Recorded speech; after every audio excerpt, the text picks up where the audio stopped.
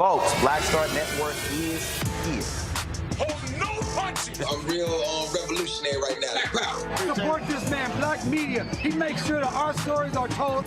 Thank you for being the voice of Black America, Roland. Stay black. I love y'all. All momentum we have now, we have to keep this going. The video looks phenomenal. See, there's a difference between Black Star Network and Black-owned media and something like CNN. You can't be Black-owned media and be scared. It's time to be smart. Bring your eyeballs home. You dig?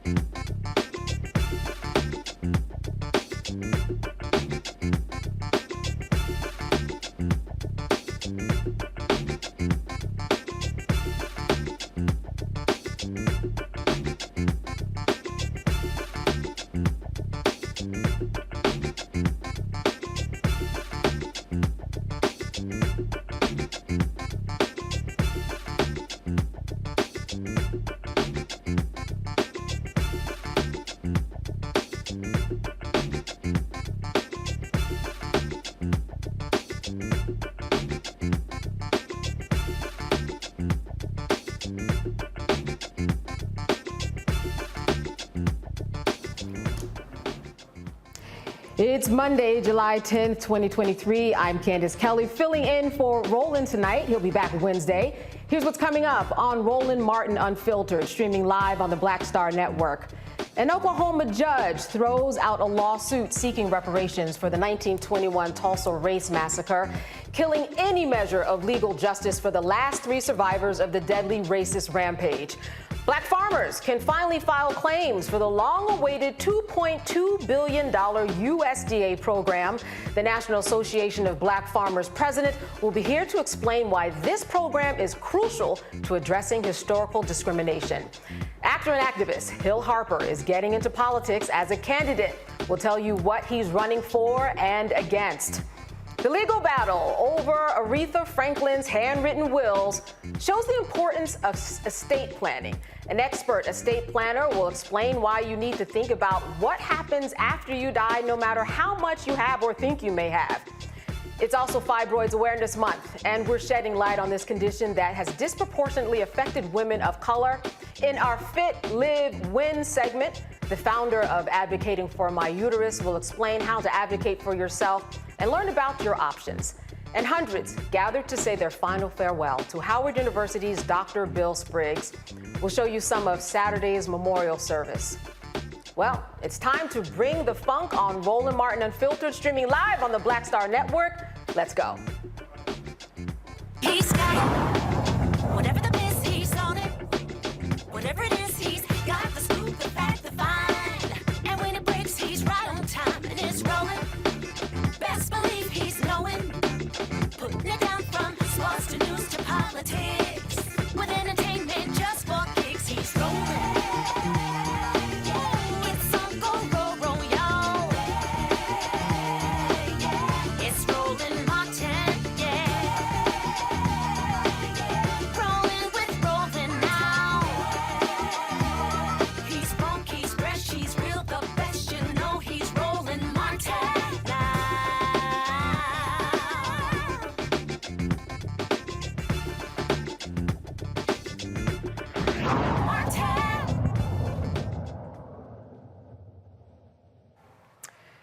An Oklahoma judge dismisses the reparations lawsuit filed by the last 3 known survivors of the 1921 Tulsa Race Massacre.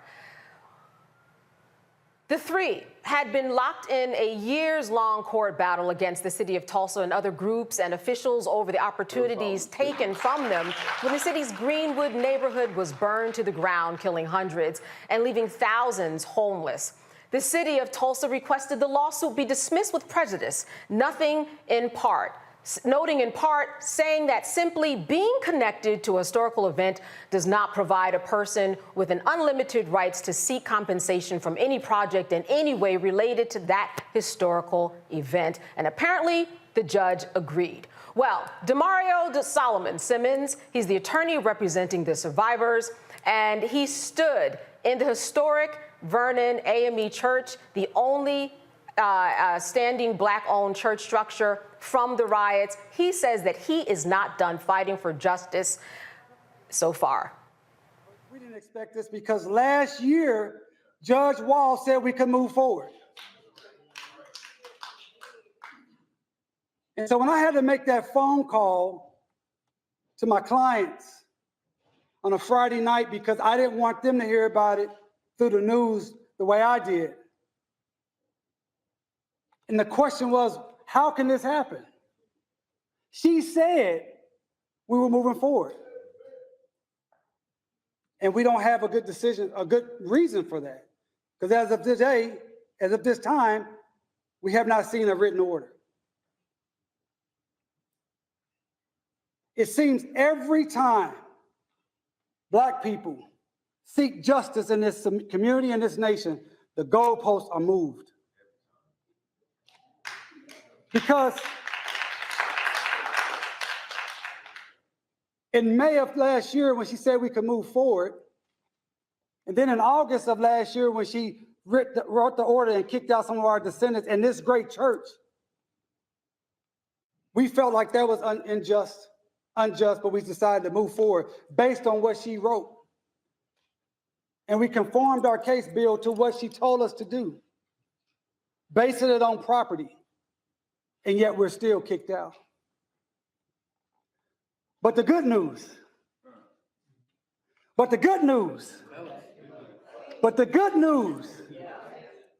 it's not over.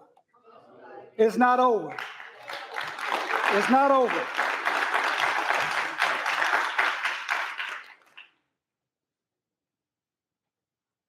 This is not a defeat. This is a hurdle. You know, I grew up in a church like this.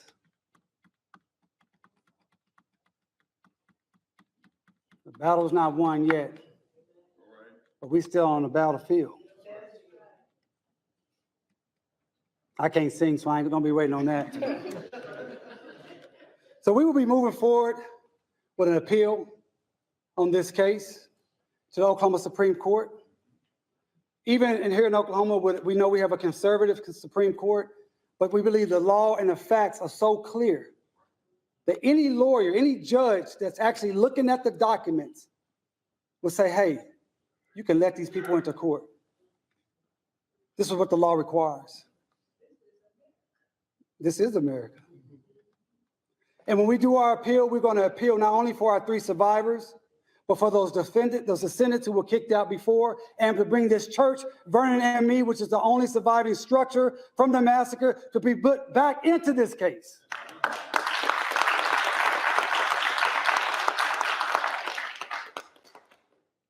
And we're also calling upon, once again, the federal government, President Joe Biden, who came here 2 years ago. And he stood right across the street, and he acknowledged that the massacre was the worst race massacre in the history of this nation. He acknowledged that the pain, the destruction, the mayhem of 40 blocks being destroyed, planes dropping bombs, 12,000 people made homeless overnight. He acknowledged that and said there needs to be justice.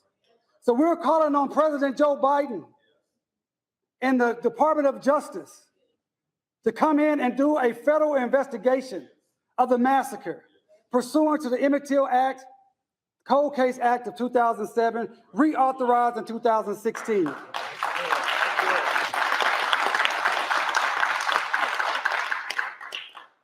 That can be done today.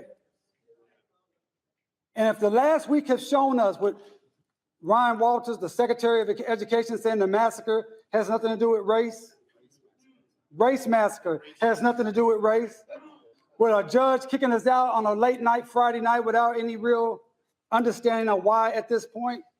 And just recently, the mayor of this city, G.T. Bynum, saying that he's happy that this case was dismissed because he doesn't believe any Tulsans have gained from the massacre. It's not about what Tulsans gained, it's what people like Regina Goodwin's family and the descendants and survivors lost during the massacre.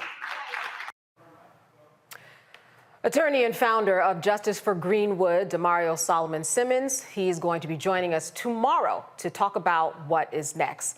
All right, we're going to go to our panel now. I want to welcome Dr. Omayo Congo Dibinga, Senior Professional Lecturer at School of International Service at American University in Washington, D.C., and former Georgia State Representative Renita Shannon out of Atlanta, and political analyst Brittany Lee Lewis joins us from New Jersey, where I am from. Hello, all of you. Good to see you. I want to start with you, Dr. Dibingo. I want to ask you, what is your takeaway from this decision by the court? This has been a battle that has been going on for so long, seemed to have a lot of meat on the bone to it, but legally the court said this just couldn't be done. What is your takeaway?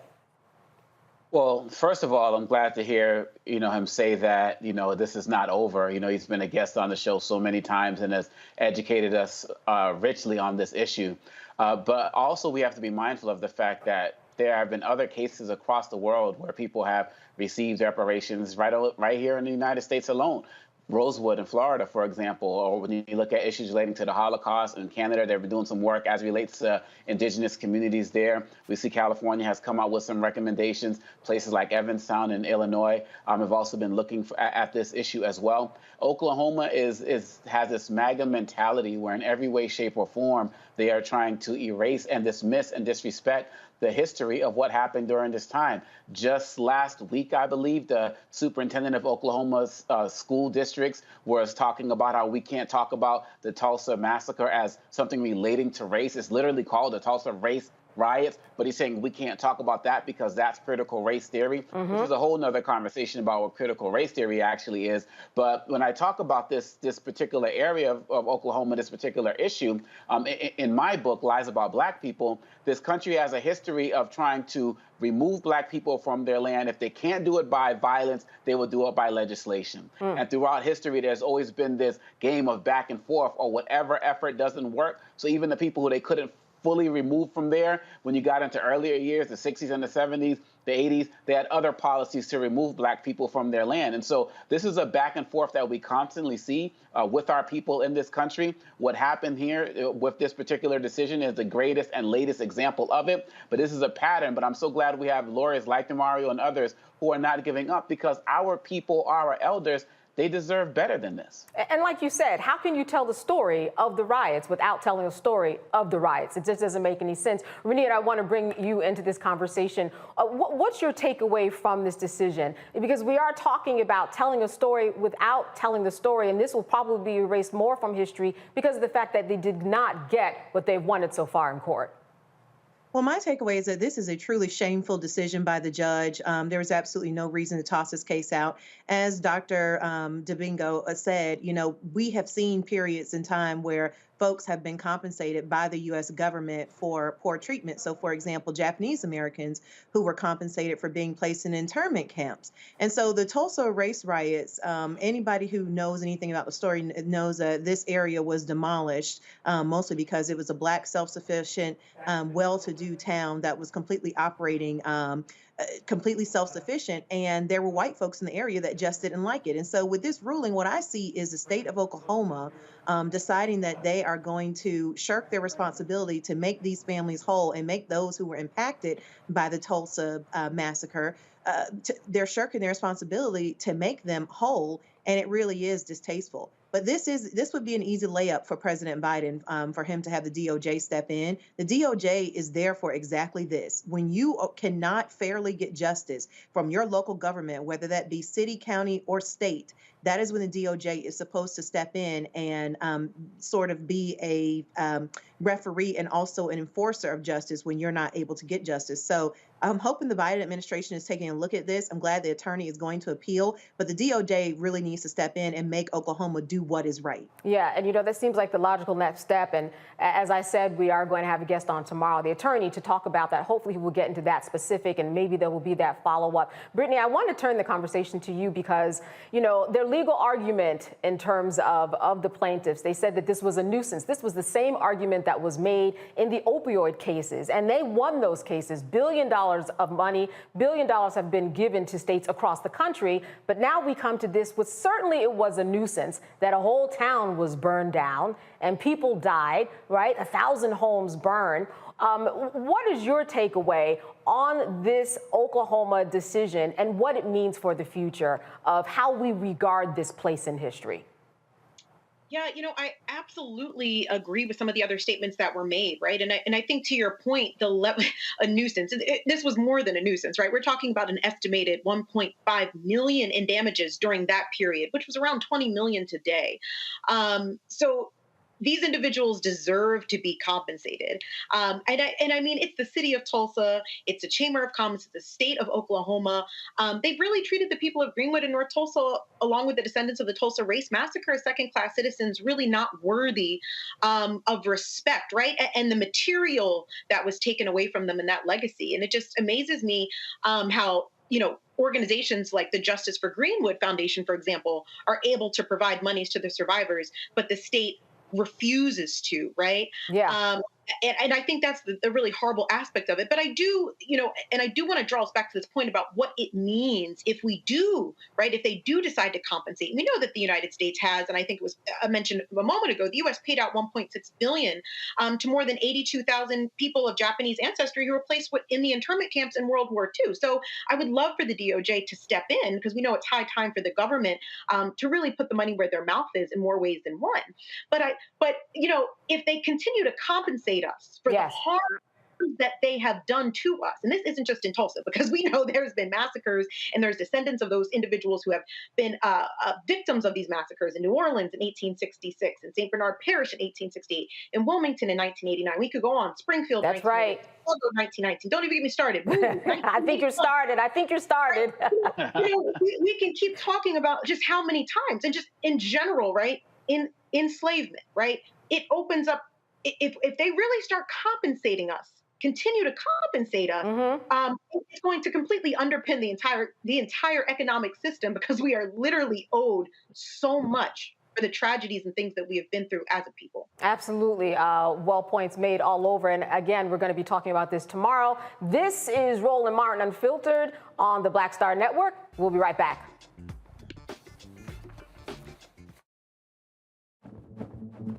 For decades, the tobacco industry has deliberately targeted Black communities and kids with marketing for menthol cigarettes. It's had a devastating impact on Black health. Tobacco use claims 45,000 Black lives every year. It's the #1 cause of preventable death. In the 1950s, less than 10% of Black smokers used menthol cigarettes. Today, it's 85%. Menthol cools and numbs the throat, making it easier for kids to start smoking. Menthol also increases addiction, making it harder for smokers to quit. Menthol cigarettes are a big reason why Black Americans have a harder time quitting smoking and die at higher rates from smoking-related diseases like cancer, heart disease, and stroke. It's time to stop Big Tobacco from profiting off Black lives. An FDA ban on menthol cigarettes will improve Black health, save lives, and protect future generations from addiction. Learn more at tobaccofreekids.org/ban menthol. Black Star Network is here. Oh, no punches! I'm real revolutionary right now. Thank you for being the voice of Black America. All momentum we have now, we have to keep this going. The video looks phenomenal. See, there's a difference between Black Star Network and Black-owned media and something like CNN. You can't be Black-owned media and be scared. It's time to be smart. Bring your eyeballs home. You dig? Me, Sherry Shepard, with Sammy Roman. I'm Dr. Robin B., pharmacist and fitness coach, and you're watching Roland Martin Unfiltered.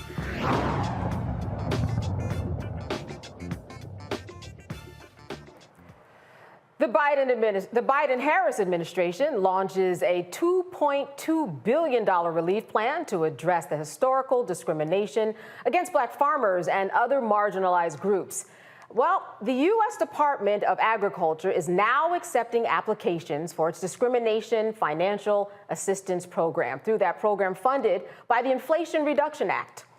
This program was created to give financial support to farmers, ranchers, and forest landowners who have experienced discrimination by the USDA in farm lending. Now, for decades, Black farmers have accused the USDA of denying them loans because they were Black and that it prevented them from maintaining their farms. The Biden-Harris administration did create a $4 billion debt relief program, but while white farmers filed a class action lawsuit and put a stop to it. Democrats in Congress then revised the requirements to remove race as an eligibility factor. However, the USDA emphasized that the program is still intended to support farmers who have been harmed by the agency. Well, John Boyd is the president of the National Black Farmers Association, and he's here to explain what this historic move means for Black farmers. John, thank you so much for being with us today. Thank you so much for having me. Yes, indeed. Now, you know, this really is a long time coming. You have been a farmer for over 4 decades, and I want you to just catch people up who may not understand the battle that has been going on in terms of debt relief, as well as loans that have not been available to you. For someone who may not be on the same page as you, how would you explain the history of where you are to now? Well, you know, we've had a very egregious history against the United States Department of Agriculture and its farm lending program, farm subsidy program. All of its programs at USDA haven't treated black farmers fairly over the past, I would say 40 years. I've been working on the issue. Things really haven't improved much at the United States Department of Agriculture. And you mentioned the $4 billion in debt relief. We still didn't get it, and we're still in court. Ben Crump is leading the way on that charge to represent us in federal court, and I hope we will be victorious in that matter.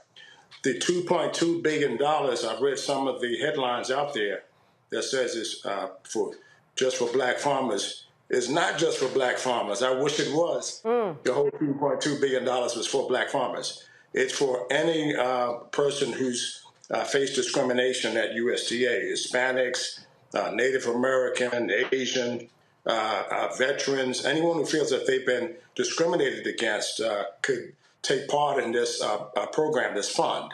And there were 3 entities that were selected solely by USDA to do the outreach in this manner and process the claims. The National Black Farmers Association wasn't involved in that decision-making process.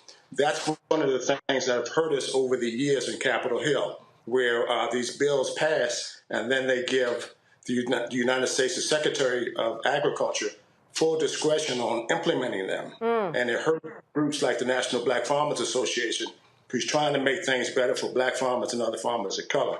So we didn't pick those entities, and we're going to have to wait and see the final results and the final numbers to see who participated and who was found in favor of discrimination and who wasn't.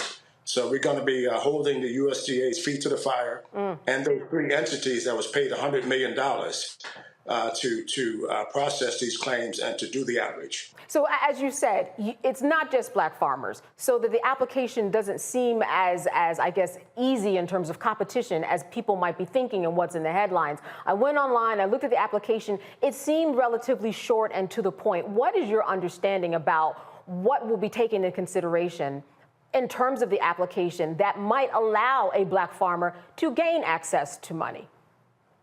Well, you know, many black farmers have already proven that they've been discriminated against, and many haven't had the opportunity to take part in either one of the black farmer settlements, the one in 1997 that was resolved in 1999, and the last settlement that we had for $1.25 billion under the Obama administration, called the Claims Remedy Act of 2010. There was only 20,000 people who received compensation, and 83,000 black farmers were eligible to take part in that process. These are the numbers that are concerning to the National Black Farmers Association, and these are some of the things that I expressed to the Secretary of Agriculture to make sure that we're making every effort to make sure that every black farmer and every other farmer of color who's eligible to take part in this process is notified and understands the paperwork and make sure that they file those necessary documents on time within that 90-day window or so that USDA has given us that time period to get it in. Again, the National Black Farmers Association was not selected to be a cooperator with USDA to provide the contract. So we're going to be doing our own outreach on our own to our members and any other black farmer or farmer of color who wants to take part in it. We're going to do what we do, and that's what the government has done to us historically. So here it is, this organization, the National Black Farmers Association, that has led the charge on this to raise these issues time and time again over the past 40 years. And then when it's time for the monies to be dispersed, the government finds other entities to fund and not fund the National Black Farmers Association. to do outreach. But I have a message for the Secretary and those on Capitol Hill. All right. You know, God is still in charge. God is still in charge. And He doesn't like ugly. And I'm for the righteous. I'm for the right. And we're going to continue to do the right thing, whether USDA participates at a dime or $1 million. We don't care. We're going to get out here and do the work and notify every black farmer and every farmer of color about this sign-up period. John, you said God doesn't like ugly. Over the years, there have been so much ugly. I wanted to talk a little bit about, in the early 1900s, there were about 14% of the farmers were black farmers. Now we're at about 4 or 5%. When we talk about the history of black farmers and what happened in terms of not just they weren't able to get loans, but they weren't able to get equipment. People were not, putting them in positions of bargaining power in order to be a part of the process. Besides the debt money, besides the loan money, what else do black farmers face in terms of just the trajectory of history? And are there things that we don't know about that you face today that we just couldn't imagine? Well, thank you for asking that important question. As we speak, Ford, the motor company, is in Tennessee, Western Tennessee, building a battery plant. And to this battery plant, they want to put in a new superhighway that runs primarily through black farm-owned land.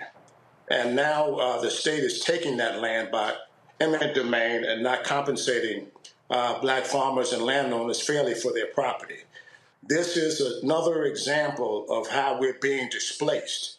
So if we're not getting the right compensation for our land, people, that's what displacement is. And these things are quietly happening to us. We have farmers who are being terrorized in portions of the country that we've been fighting those battles. So time and time again, we have all of these issues that face black farmers, from John Deere, who hasn't been treated us fairly and equitably over the years. We have Coca-Cola, PepsiCo, who hasn't issued one contract with the black farmer to grow a potato. These are real issues. McDonald's, well, we haven't been able to get a contract with McDonald's, but many blacks go through their line every day and order a Happy Meal. These are things that black people should be understanding, that these companies are just as guilty as the government by taking our land and not treating us with dignity and respect. The United States Department of Agriculture is at the core of the land loss issue for black farmers. We've lost millions of acres. At the turn of the century, we owned 20 million acres of land. Today, we're down to 4 million. Right. At the turn of the century, there were 1 million black farm families strong. 1 in 14 was a black farmer. Today, we're less than 1% of the nation's farmers. And we're facing extinction. And we continue to give everybody a free pass to continue to mistreat us in this country. And I've been up here saying that we're sick of that. And I've been taking a stand. And I got a mule. I named him Jesus. And I brought him to Washington, D.C. when I filed that lawsuit against the government for debt relief. And I'm going to take that mule all around the country during this election cycle and notify our people that we do have some choices, and we have to make our voices heard, that how badly we're being treated in our own country. Absolutely. And, we graduated from slavery to Jim Crow to sharecropping. And here we are, I'm talking to you in the year 2023. We're just getting a discrimination fund approved. Just getting it approved and having a sign-up period.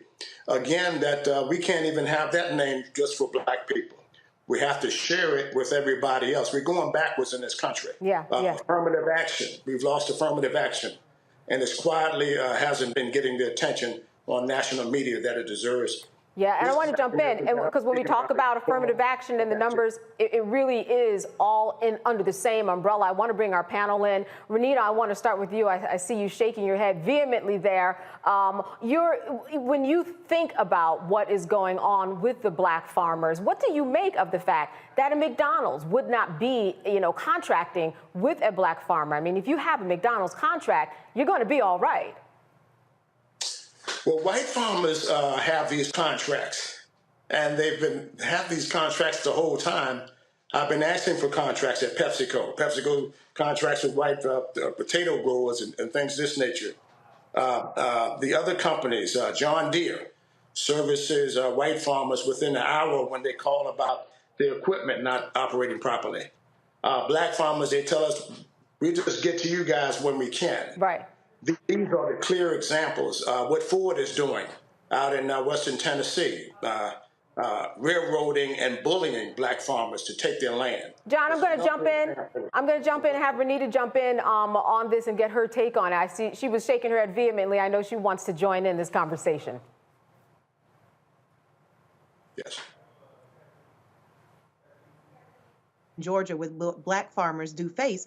And I've been shaking my head vehemently because I understand what he's talking about. And we've seen this in almost every industry when it comes to black business owners, particularly speaking about the lack of contracts that are given to black business owners. And so when you look at everything from state contracts to the type of contracts that black farmers can receive, there's always these disparities of black folks not receiving the same. Additionally, what Mr. Boyd talked about and the fact that seeing this discrimination fund get knocked down and opened up to everybody really is problematic because we know that there are systems in this country that work to make it hard for black folks to be able to get ahead. And so whether you're talking about black farmers being able to get loans or whether you're talking about black people being able to purchase homes, we know that there is disproportionate discrimination against black folks, but the government makes it very difficult to reserve any sort of resources. When you're talking about financial resources or restoration for a particular group, you have to almost prove that it is exclusively that group that was impacted, even though we see that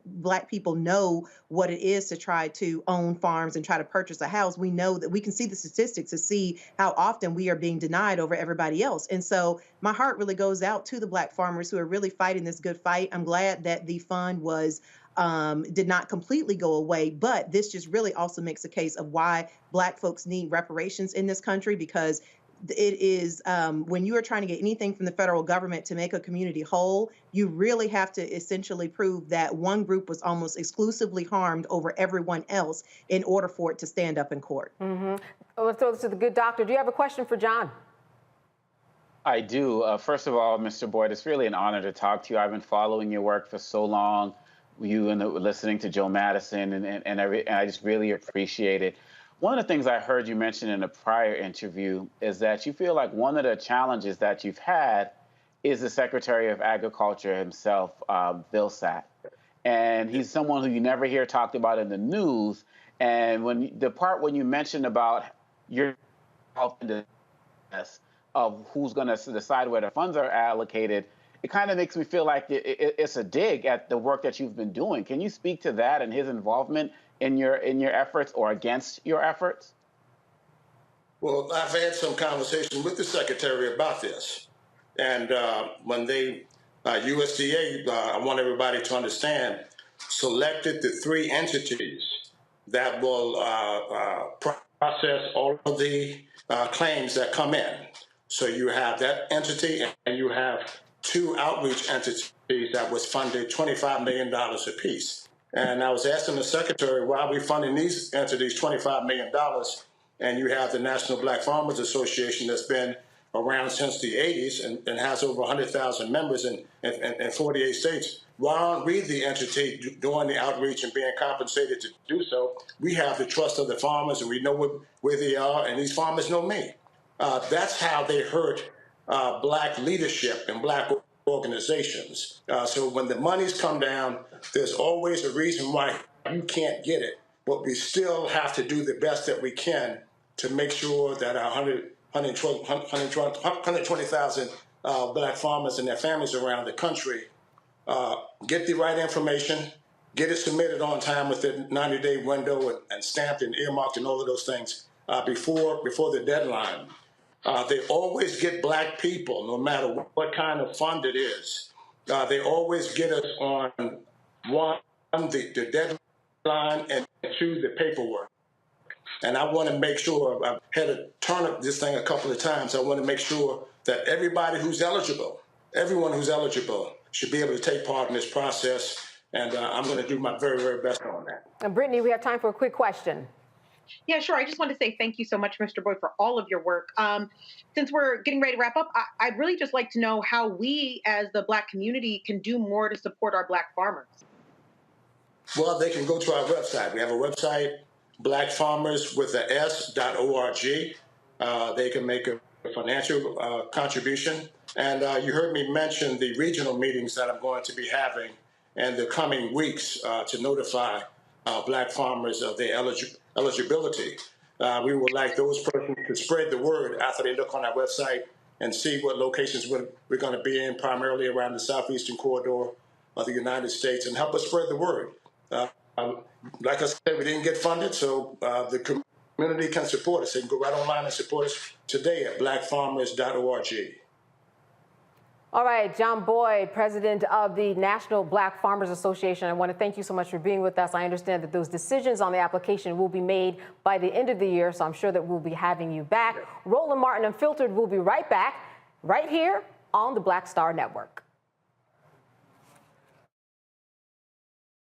Hatred on the streets, a horrific scene, a white nationalist rally that descended into deadly violence. White people are losing their damn minds. As an angry pro-Trump mob storms the U.S. Capitol, We're about to see the rise of what I call white minority resistance. We have seen white folks in this country who simply cannot tolerate black folks voting. I think what we're seeing is the inevitable result of violent denial. This is part of American history. Every time that people of color have made progress, whether real or symbolic, there has been what Carol Anderson at Emory University calls white rage as a backlash. This is the rise of the Proud Boys and the Boogaloo Boys. America, there's going to be more of this. Here's all the Proud Boys, guys. This country is getting increasingly racist in its behaviors and its attitudes because of the fear of white people. The fear that they're taking our jobs, they're taking our resources, they're taking our women. This is white fear.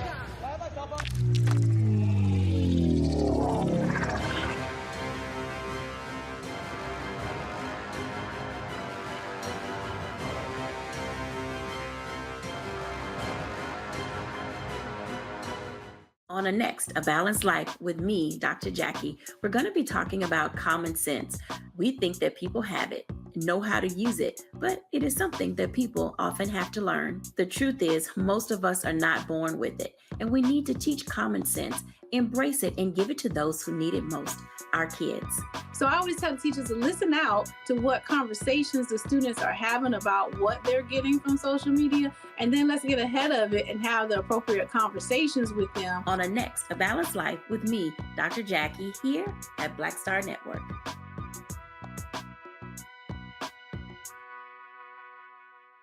I am Tommy Davidson. I play Oscar on Proud Family, Louder and Prouder. Right now, I'm rolling with Roland Martin, unfiltered, uncut, unplugged, and undamn believable. You hear me?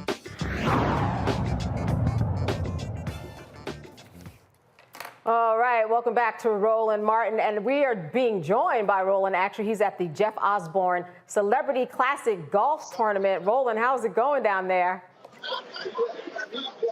I'm not getting y'all back. Uh-oh, Roland?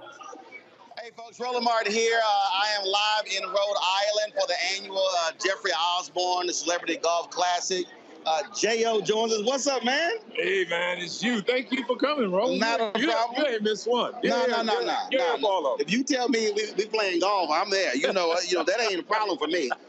So first of all, people keep asking me this. They like, why the hell are you going to Rhode Island? I'm like, that's where Jeffrey's from. That's right. People swear you from L.A. No, I was born and raised here in Rhode Island. Born and raised and left here when I was, 20 years old. Went out to L.A. with this group called LTD. Yeah, so. And all she wrote. And that was all she wrote. But again, you could have hosted this in L.A. You could have hosted it anywhere. Right. But why did you want to bring this golf tournament back to your home state? Well, it's just beautiful to come back home and be able to contribute and give something back to the community that I grew up in. I mean, anybody can do it in L.A., It's a little tougher here because I got to fly people a long way to get here, but it means so much more. I always joke with Jeffrey, the black population of Rhode Island dramatically increases every year around this tournament. You are right. You are right. Oh, man, it was tough growing up.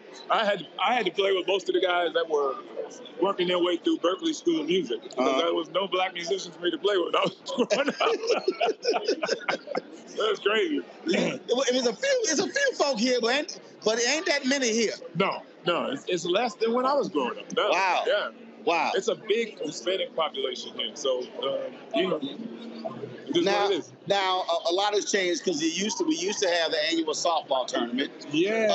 But then that was fun. A whole bunch. That was fun. But it was fun.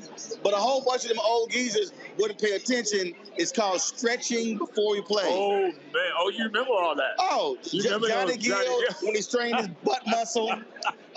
James Worthy when he blew his hamstring. That's right. Exactly. It was so many injuries. Y'all, Jeffrey was like, "Yeah, we can't do the softball game. We can't do the softball anymore." You're all right, though. There was a lot of injuries. Hey, stretching helps, bro. And then we did bowling. We did bowling. Yeah, we did the first year. Second year, we did basketball tournament. The Magic came. We did one at Providence College. Did a little basketball thing, and that was fun. And then we flipped over to softball. Okay. And now they sold the stadium. It was the Pawtucket Sox. Right. It used to be the Red Sox farm team. They sold that stadium, so they're no longer in there anymore. Oh, wow. Yeah.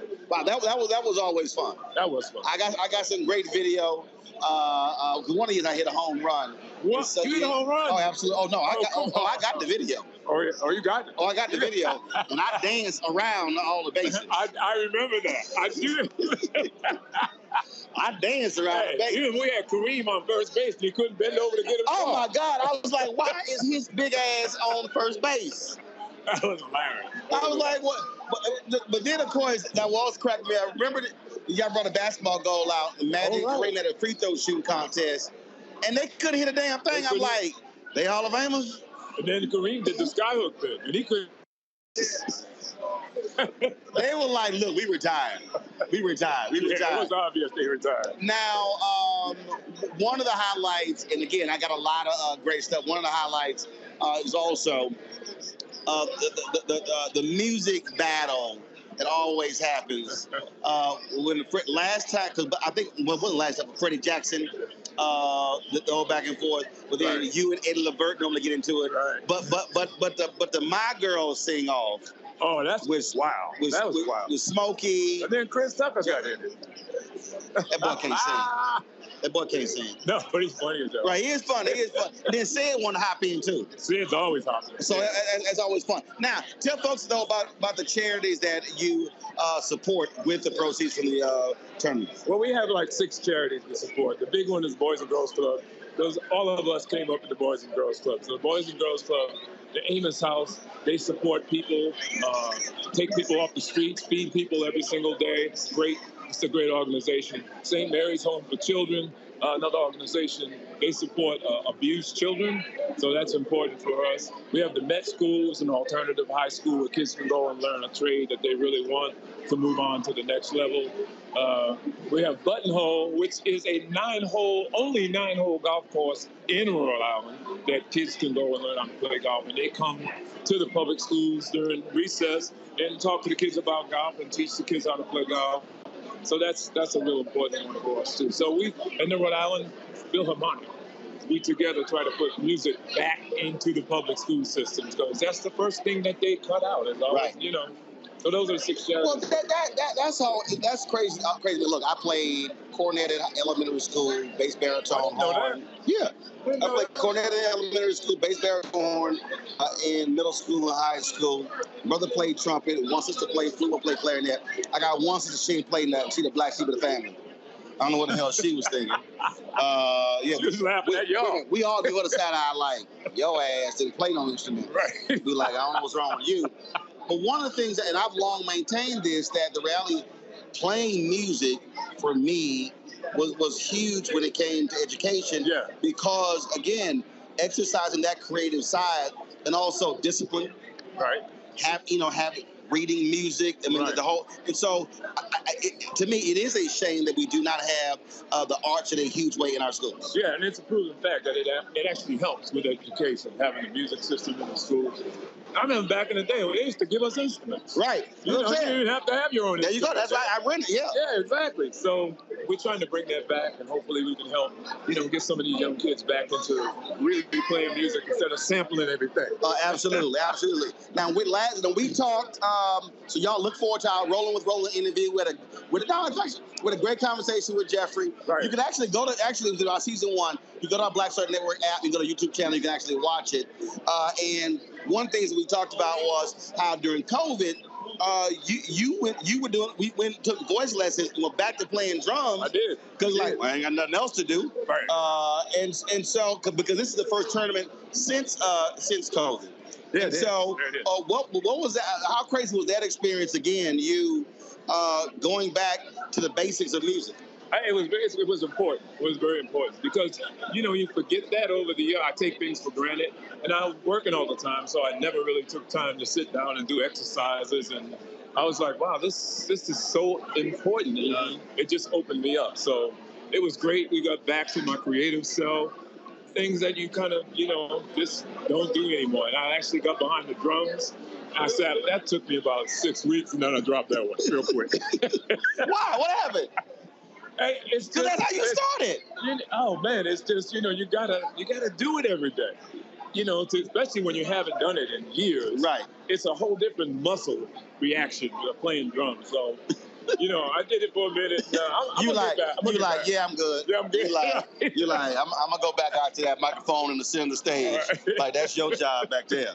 That's your job back there. Yeah, but it was fun, definitely. Talk about some of the folks who are here and one of your longtime buddies over there in his pink or is it red seersucker suit, Smokey Robinson. Smokey Robinson is a miracle.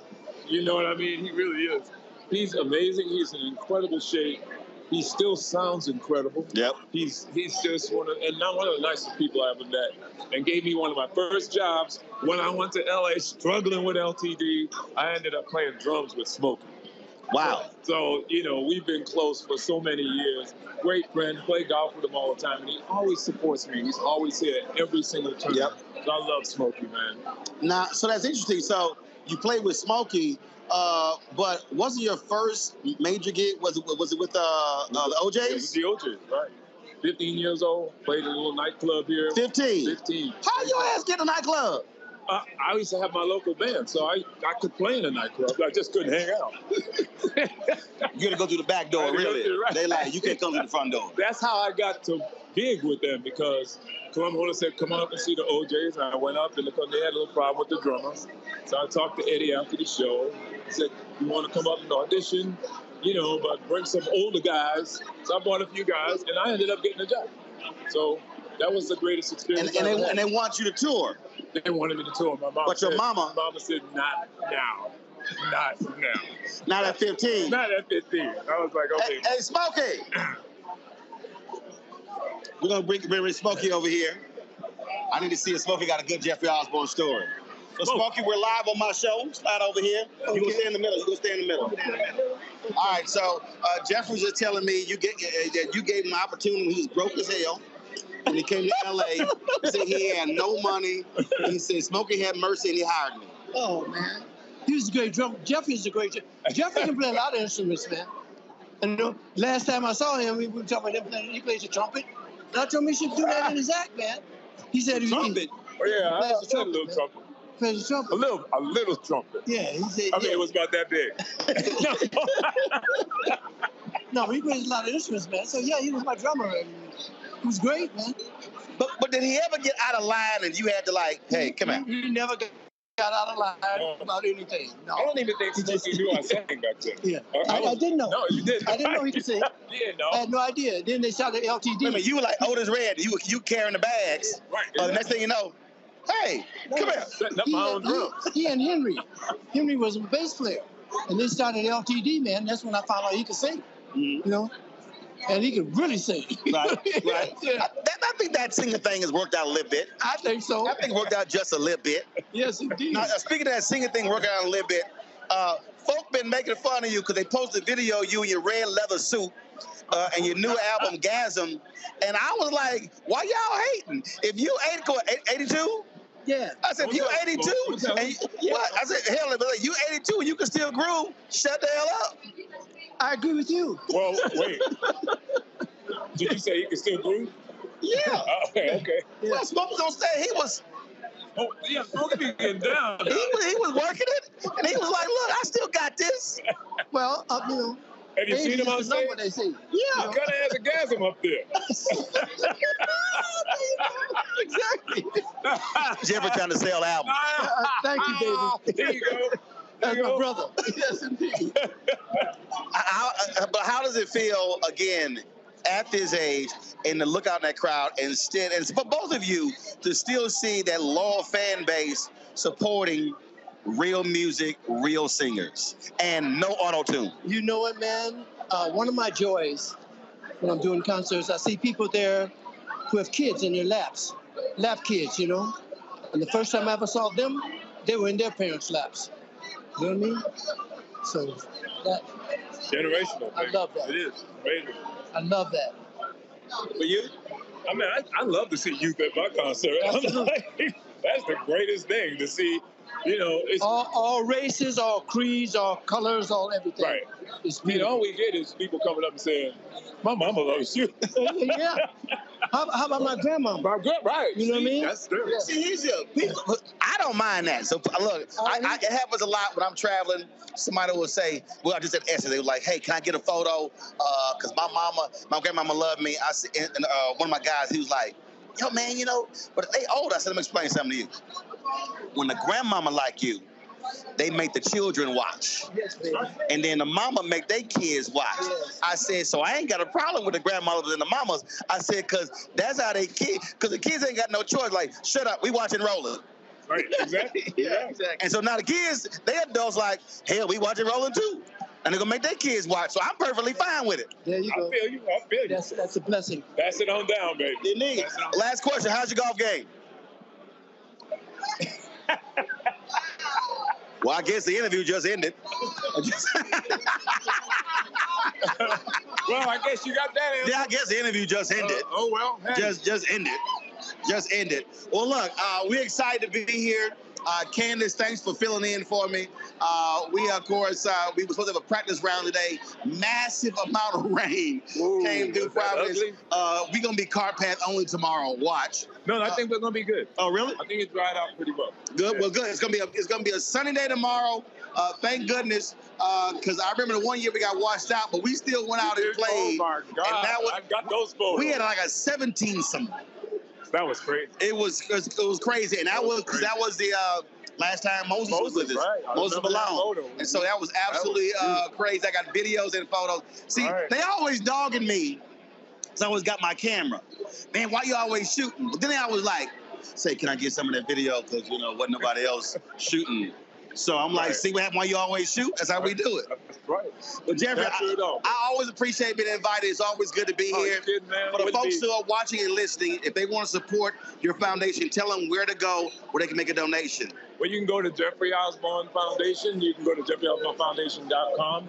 You can go to jeffreyosborneclassic.com, and you can make a donation, without a doubt. And we welcome the donation because we're doing so many things with these great charities here. So, yay. All right, folks. So we about to start the pairing party. Looking forward to that. And I'll have some video for y'all tomorrow about the golf tournament. You know we will. And I fully expect in the VIP gift bag, each one of the golfers will likely have a signature Jeffrey Osborne sheer shirt. Oh my! Oh, you thought? Oh, you thought? I knew I wasn't. You thought I wasn't getting away with it. You thought I was gonna get? I knew it. So just so y'all know, for a long time, like about 30, 35 years. Here we go. Every time I saw Jeffrey, I'm like, why his ass got a sheer shirt on? And so when he turned 70, he retired the sheer shirts. And he was like, every year he's like, man, I only wore a few times. I was like, you in sheer shirts like Frankie Beverly in white. I wore a sheer shirt maybe one time and you saw it. No, Jeffrey. No. Jeffrey. Every time you on a Jordan cruise, you had a black sheer shirt. I was only on a Jordan cruise one time. And I've seen you 5 other places in a sheer shirt. Because you keep looking at that video. No. So I'm sure he got sheer shirts for all of us. We ain't wearing them. You're right. I got them. I got one especially for you. Baby, always good to see you. I appreciate it, man. Oh, my goodness. Looking forward to it. I'm put you to work tonight. Oh, ain't no problem. Ain't no problem. Look, I know how to raise money. I know.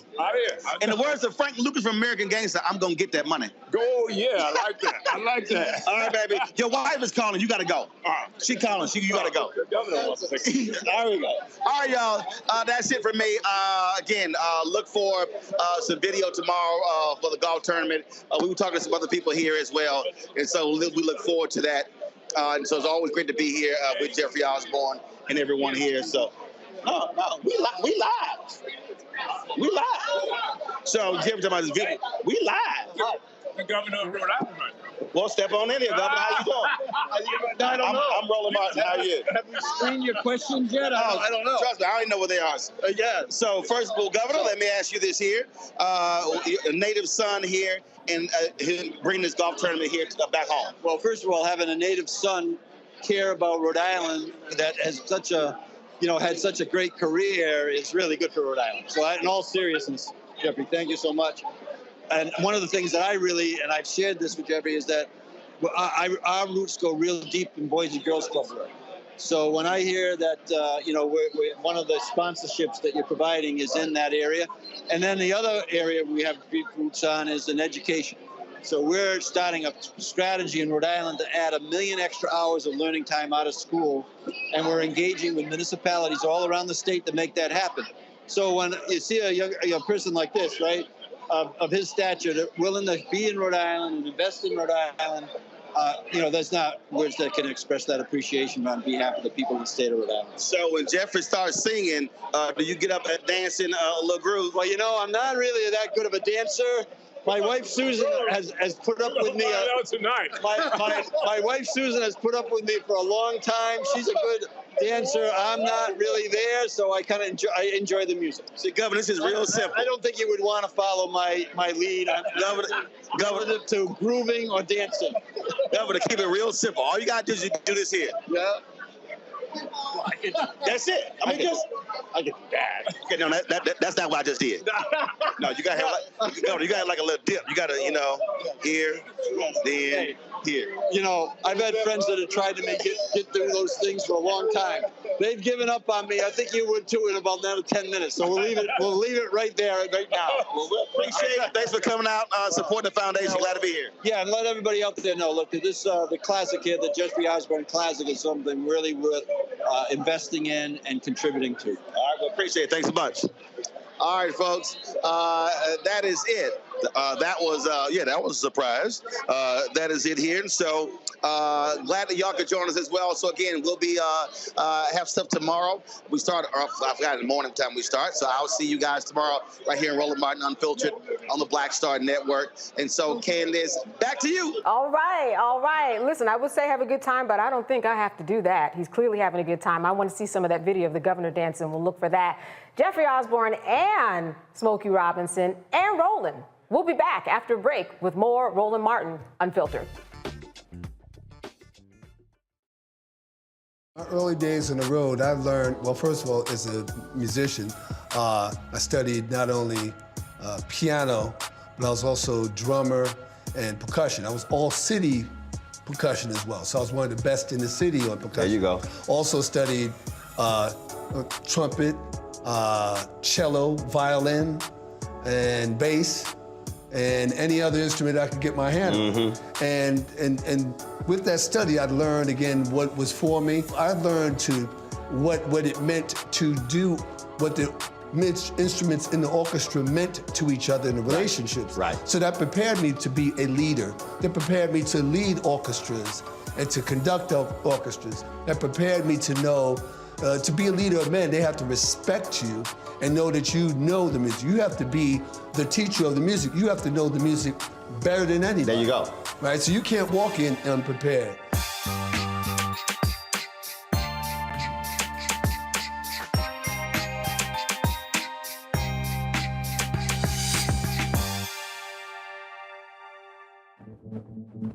For decades, the tobacco industry has deliberately targeted Black communities and kids with marketing for menthol cigarettes. It's had a devastating impact on Black health. Tobacco use claims 45,000 Black lives every year.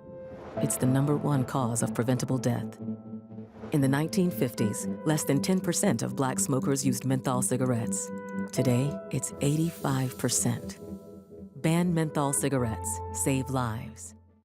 Hi, I'm Jo Marie Payton, voice of Sugar Mama on Disney's Louder and Prouder Disney Plus, and I'm with Roland Martin on Unfiltered.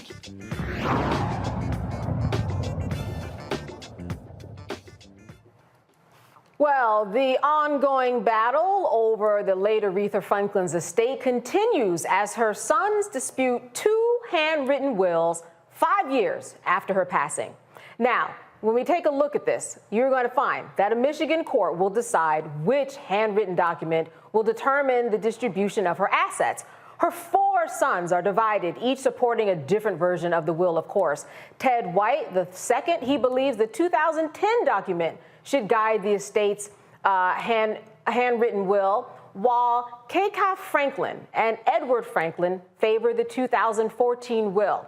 The documents discovered, they were in Franklin's Detroit home months after her passing. Well, they contain conflicting instructions on the distribution of the assets, of course, and of course the role of the executors. And here's another twist. Despite the lack of a formal typewritten will, Michigan law allows any handwritten documents to be considered, adding complexity to this high-stakes legal showdown. Well, we're now going to be talking about the importance of estate planning, of course, because according to caring.com, 1 out of every 3 Americans is without a will. And they say that it's because they have nothing to leave behind, but they probably do. In the 2002 Wills and Estates Planning study, procrastination was the #1 reason that Americans don't have a will, with 40% saying they just haven't gotten around to it. Other reasons for people not having a will: not knowing what to include or how to get a will, or they think that estate planning is the process is just too expensive, which sometimes it is. Well, to discuss the importance of all of this in estate planning is the president of the Association of Black Estate Planning Professionals Incorporated, Amy Griffith. She joins me here from DC also. Hello, good to see you. Amy, yes, indeed. I want to start first of all by saying that this whole thing with Aretha Franklin is really an eye-opener for a lot of people. We're talking 5 years later, and there are people who are watching right now with their sons and daughters. They don't want to look at each other because they don't have a will. What advice do you have for them? Because things get tricky after people die. You know, I tell people, just take that first step. Call a professional person. Have a conversation. Oftentimes people say it's too expensive. They don't really even know what it costs. But take the steps. I tell you, what costs to not have it is so much greater. Yes. Now, when we talk about the first steps to getting a will, when we look at what's going on with Aretha Franklin, Michigan has specific laws, but across the country, I guess the first advice maybe would be to look at the laws of the state to understand what's going on there. Because from what I understand, these were handwritten wills, even scribbles on the side of margins, all of that count in Michigan. So would your advice to be to someone, even if they didn't have an attorney, to at least, at the very least, type 1 copy of the will and have it signed and notarized? So I'm not going to say that. I'm not going to co-sign the do-it-yourself without getting advice, especially in Aretha Franklin's case, because she had a child who had special needs, right? So that sometimes it's a greater detriment. When we look at that's what she did, and although it's legal in Michigan, look at all that it cost folks. So it's like, though she saved money by doing it herself, how much did she really cost by having so many other people, so many other lawyers contribute, right? They're getting paid much greater than if she had employed someone with the true authority and advice and guidance to do it correctly. Absolutely. So what would you advise someone to do if they say, but it's just too expensive? I'm just living check to check. I can't worry about a will. Where might be the first place that they go to get some assistance? So there are so many pro bonos. There are so many law schools that have clinics. There are so many opportunities if indeed really, really, really you don't have the money, because sometimes we just choose not to prioritize that expense. But if it's truly the case, there are opportunities for a low or pro bono or low bono services. So you see them again. Many times the law schools offer that. Many times, there are legal services for the elderly, or there are just quite a few pro bono organizations that are there to serve the community. Yeah, so basically you got to get to Googling, right? Just look for that pro bono service in your area. Even if you don't think you have anything, you might want to know where your watch is going, or maybe your child won't want to know where a watch is going. It may not be millions, but anything that you have, it is worth putting in writing. Because what we know is sometimes you don't know what you'll have at that time, right? So, but if you create that initial plan, I also think about all those folks who have minor children. You should be planning who's going to be that guardian to step in to take care of that child if something happens to you. We need to be thinking about not just what we have today, but what we could have tomorrow. When do we talk about an executor and putting things in a trust as we close? Because there are a lot of people who want to know exactly how that works, to have someone who's watching over everything that goes on after somebody passes on. Well, I think there are many times that we should be thinking about. Oftentimes, unfortunately, people think it's just for the mega rich. But I think of it many times when you have real property, that's something that you want to protect. We know that so many times there are people who are losing property because of the heir property, because there's so many heirs who receive it that's lost. But if we have real property, I encourage people to be thinking definitely about getting a trust. If you have minor children, I encourage people to get a trust because we want to make sure that the assets are distributed over time. One of the things that we often just think about is just sort of how do we pass it, but how do we grow it? So especially being in the Black community, if we're thoughtful about how do we enhance our estate for future generations, we have to do that by strategic planning. And there are so many opportunities that we can use and tools that we can employ if we create a trust and if we're thinking and if we have the conversation with that trusted professional, we can make it happen. All right, well, we're going to talk more about estate planning with our panelists after the break. You're watching Roland Martin Unfiltered on the Black Star Network, and we'll be right back. Up next on The Frequency with me, Dee Barnes. She's known as the Angela Davis of hip-hop. Monet Smith, better known as Medusa, the gangsta goddess, the undisputed queen of West Coast underground hip-hop. Pop locking is really what indoctrinated me in hip-hop. I don't even think I realized it was hip hop at that time. Right. You know, it was a happening. It was a moment of release. We're going to be getting into her career, knowing her whole story, and breaking down all the elements of hip hop. This week on The Frequency, only on the Black Star Network. On the next Get Wealthy with me, Deborah Owens, America's Wealth Coach, the wealth gap has literally not changed in over 50 years, according to the Federal Reserve. On the next Get Wealthy, I'm excited to chat with Jim Castleberry, CEO of Known Holdings. They have created a platform, an ecosystem to bring resources to Blacks and people of color so they can scale their business. Even though we've had several examples of African Americans and other people of color being able to be successful, we still aren't seeing the mass level of us being lifted up. That's right here on Get Wealthy, only on Black Star Network. When you talk about Blackness and what happens in Black culture, we're about covering these things that matter to us, speaking to our issues and concerns. This is a genuine people-powered movement. There's a lot of stuff that we're not getting. You get it, and you spread the word. We wish to plead our own cause. Too long have others spoken for us. We cannot tell our own story if we can't pay for it. This is about covering us. Invest in Black-owned media. Your dollars matter. We don't have to keep asking them to cover our stuff. So please support us in what we do, folks. We want to hit 2,000 people, $50 this month, raise $100,000. We're behind 100,000, so we want to hit that. Y'all money makes this possible. Checks and money orders go to P.O. Box 57196, Washington, D.C. 20037-0196.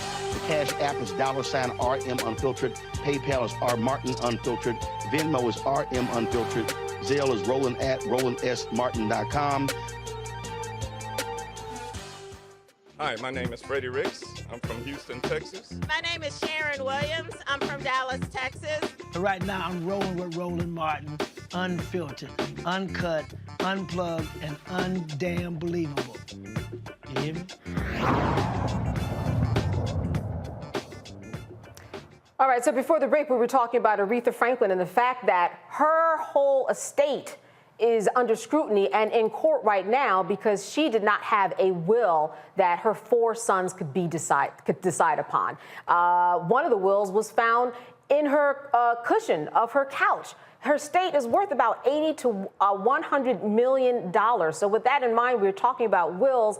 We have an expert, and I'm going to turn to the panel now. I know that we probably all have our stories of someone who passed away and there was a will in question, whether you have $80 million or $800.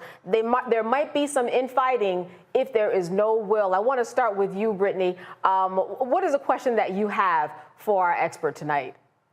Yeah, so I would love for you to just speak to the 4 foundational documents of estate planning, because I think sometimes folks get up in just the term will, but they don't recognize the fact that there's other important pieces of paper that need to be drawn up as someone potentially ages or gets sick. Actually, I would suggest that it's not even just when you get sick or when you age, because I say at 18 is when you become an adult.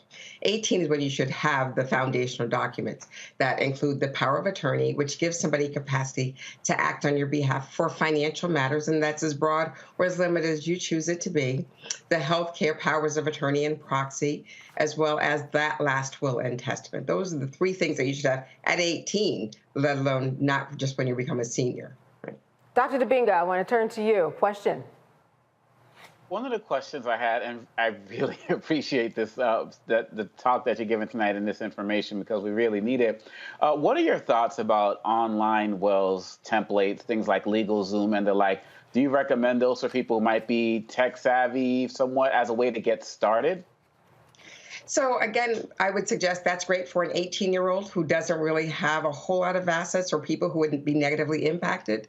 But I think for those people, like, for example, Aretha Franklin, and so legally what she did was correct, but she didn't get any advice. And so for those people where advice matters, even Chadwick Boseman didn't have a comprehensive plan. We look at, Prince. So those folks, there's far more greater questions that should be asked. And if you don't know the questions to ask or the questions that should move you forward, what's going to protect taxes? What's going to mitigate taxes? How do you plan for somebody with special needs? You don't know those questions to ask independently. And if the computer doesn't pose it, you don't know to present it. Renita. So just to further lay out the case of what you're saying about needing to involve a professionals to help you with your estate planning, using the Aretha Franklin case, can you tell us, because Michigan's not the only state that allows a handwritten will to be considered in court. So what is the reason that they wouldn't just, in this case, they're not just going with the most recently dated handwritten will? Like, talk to us about some of the problems that can come up with doing that.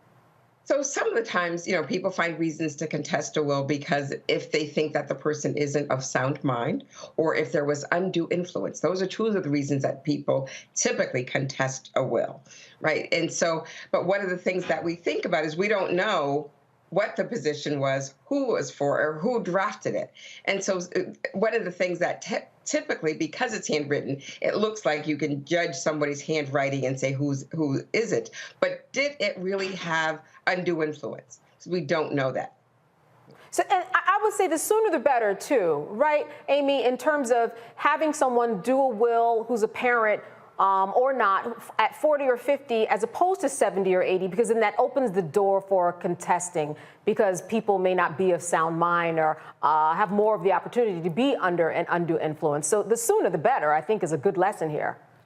Well, I think the sooner better because we don't know when it's too late, right? Yeah. Because if we don't know, tomorrow's not promised, especially being Black in America. Tomorrow is definitely not promised. And so, I've had people who were in their 30s all of a sudden be fallen into sort of significant catastrophic illness because it's not just planning for death, but it's also planning for incapacity. So we're able to make sure that we have the right people in place to identify who's going to care for us when we can't care for ourselves. So we have about 20 seconds left, and I want to get this last question in. This is a case of Aretha Franklin that has gone to court today. What do you think is going to be the outcome of this? You're the expert, you've got 2 wills, you've read the facts. What is your feeling one way or the other? So the greater probability is that the most recent, as long as it cannot be determined as invalid. But the problem is, again, what we should be trying to do is avoid probate in general. And so I know we didn't get a chance to talk about what a trust is in great length, but the the trust avoids probate while the will directs probate. And that's one of those things that costs the family, that costs in so many different ways. So I encourage people to, again, have that advisor so that you know that, again, the goal isn't to get through probate, but to avoid it. Absolutely. And you know what happens is that once you have a will that's not in place, not only do you waste time, but you are wasting money in order to try to get the will to kind of make sense, and you're fighting for that. So many reasons to have a will. I want to thank you so much for being with us today, and good to see you. More of Roland Martin Unfiltered when we come back after a break. Next on the Black Table with me, Greg Carr. Succession. We're hearing that word pop up a lot these days as our country continues to fracture and divide. But did you know that that idea, essentially a breaking up of the USA, has been part of the public debate since long before and long after the Civil War? Right up to today. On our next show, you'll meet Richard Crichton, the author of this book, who says breaking up this great experiment called America might not be such a bad thing. That's on the next Black Table, right here on the Black Star Network. I'm Faraji Muhammad, live from LA.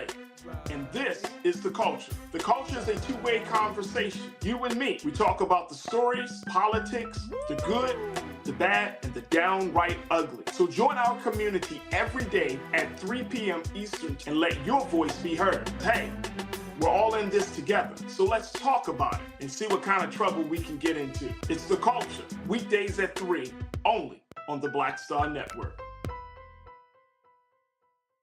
Hatred on the streets, a horrific scene, a white nationalist rally that descended into deadly violence. White people are losing their damn minds. As an angry pro-Trump mob storms the U.S. Capitol, we've seen shooting. We're about to see the rise of what I call white minority resistance.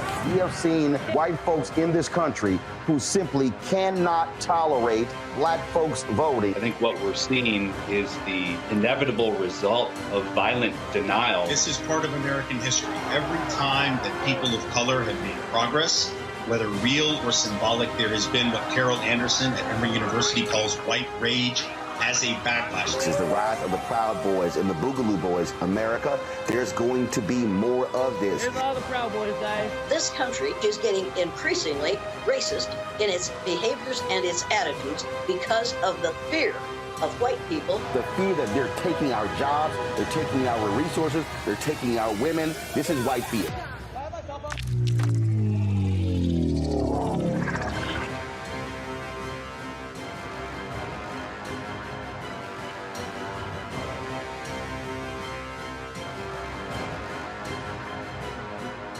On a next, A Balanced Life with me, Dr. Jackie, we're going to be talking about common sense.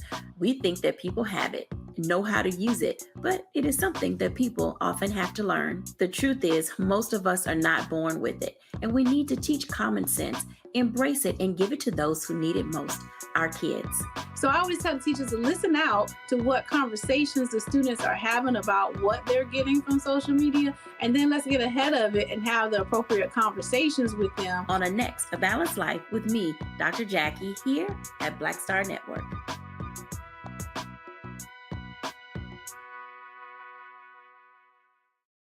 My early days on the road, I learned, well, first of all, as a musician, I studied not only piano, but I was also drummer and percussion. I was all city percussion as well. So I was one of the best in the city on percussion. There you go. Also studied trumpet, cello, violin, and bass, and any other instrument I could get my hand on. And with that study, I'd learned again what was for me. I learned what it meant to do what the instruments in the orchestra meant to each other in the relationships. Right. So that prepared me to be a leader. That prepared me to lead orchestras and to conduct orchestras. That prepared me to know, to be a leader of men, they have to respect you and know that you know the music. You have to be the teacher of the music. You have to know the music better than anybody. There you go. Right, so you can't walk in unprepared.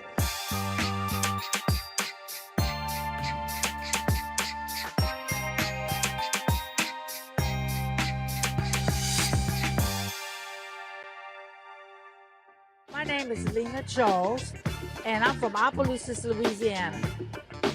Yes, that is Zydeco capital of the world. My name is Margaret Chappelle. I'm from Dallas, Texas, representing the Urban Trivia Game. It's me, Sherry Shepherd, and you know what you watch. Roland Martin on Unfiltered.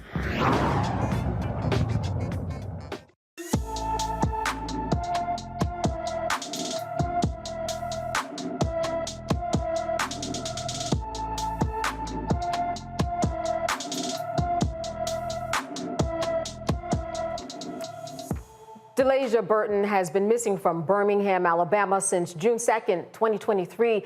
The 16-year-old is 5 feet 5 inches tall, weighs 210 pounds with black hair and brown eyes.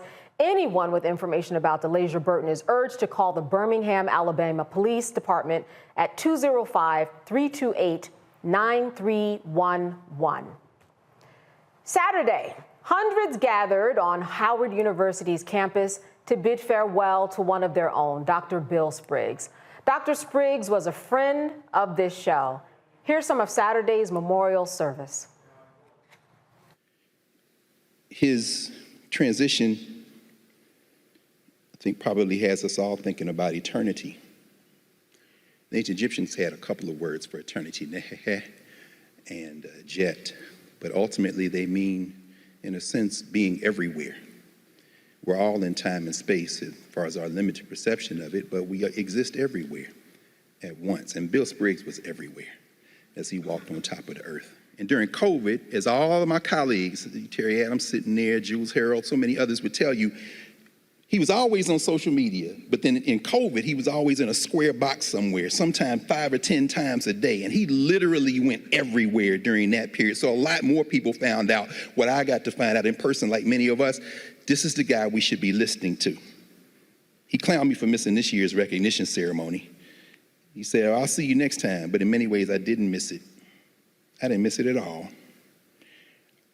Because Bill Spriggs is now no longer on top of the earth. He's everywhere. It was just 4 months ago that Bill Spriggs sat right across from me when we had our State of the Union coverage. We had a number of people who were in studio talking about the State of the Union address, and it was electrifying because we had so many different people with different perspectives. And Bill was one of those voices. When Dr. Greg Carr reached out to me to tell me that Bill had passed away, I was shocked and stunned.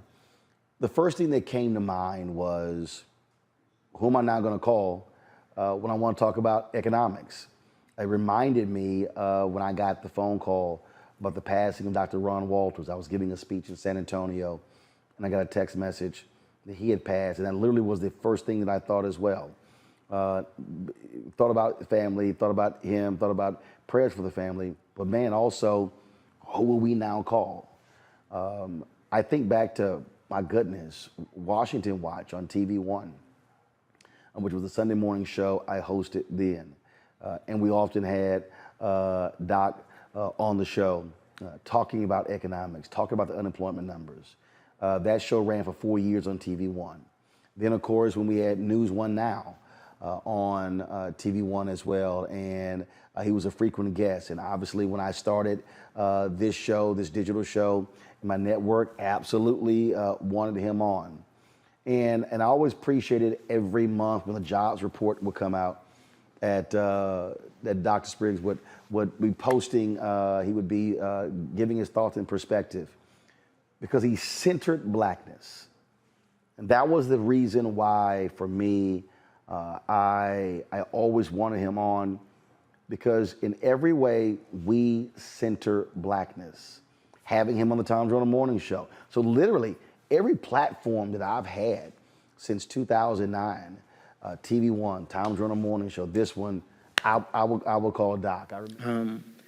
I would not be at Howard if it was not for Bill. When I finished my PhD, I didn't get any job offers. So I had decided to stay at Duke and do a postdoc. But Bill called me late in April and asked me if I was interested to come teach at Howard.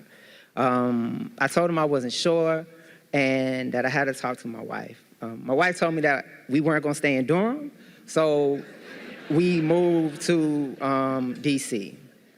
Bill supported my career greatly early on. My first major presentation that I gave was due to Bill sending me in his place. Bill encouraged me and believed greatly in my research on HBCUs. One of my first publications was with Bill and Greg Price in a review of Black political economy. Then Bill left Howard and went to the Department of Labor. The department took over students to talk to him, and he expressed such joy in his work that I was amazed. He more or less told me that he enjoyed his work so much that he never realized that it was the end of the day. And when he left, he was excited to get back to work, improving people's lives by helping them.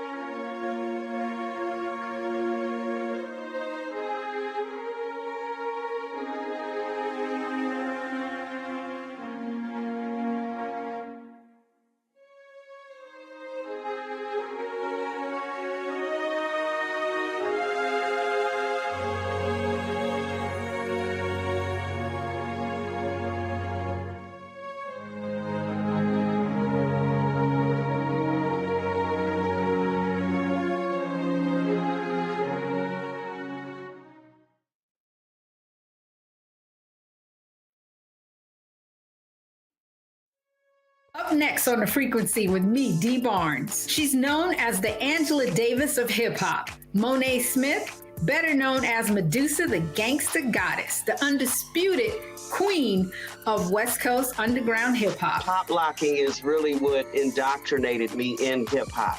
I don't even think I realized it was hip hop at that time. Right. You know, it was a happening. It was a moment of release. We're going to be getting into her career, knowing her whole story, and breaking down all the elements of hip hop. This week on The Frequency, only on the Black Star Network. On the next Get Wealthy with me, Deborah Owens, America's Wealth Coach, the wealth gap has literally not changed in over 50 years, according to the Federal Reserve. On the next Get Wealthy, I'm excited to chat with Jim Castleberry, CEO of Known Holdings. They have created a platform, an ecosystem to bring resources to Blacks and people of color so they can scale their business. Even though we've had several examples of African Americans and other people of color being able to be successful, we still aren't seeing the mass level of us being lifted up. That's right here on Get Wealthy, only on Black Star Network. Hey, what's up? Geek Tony in the place to be. Got Kicked Out Your Mama's University, creator and executive producer of Fat Tuesdays, an air hip-hop comedy. But right now, I'm rolling with Roland Martin, unfiltered, uncut, unplugged, and undamn believable. You hear me?